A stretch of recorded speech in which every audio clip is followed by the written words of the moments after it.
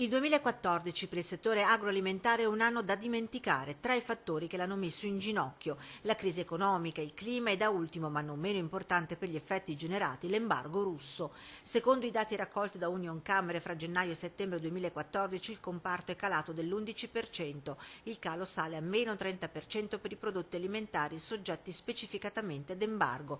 Parliamo della carne di manzo, suina e avicola, ma anche di frutta, verdura, latte e formaggi. La crisi ha poi fatto il resto facendo crollare i consumi interni. La produzione è stata quella dell'anno precedente, quindi circa 5,6 miliardi, in diminuzione le imprese, circa 66.000, e in diminuzione gli occupati. Per non parlare di un calo generalizzato dei prezzi che riduce la redditività delle imprese riportandole indietro di qualche anno. C'è poi la questione climatica che espone le aziende a grossi rischi. L'acqua anche nel Veneto, non si sarebbe mai detto fino al 2005, 2004-2005, sta diventando un fattore di criticità.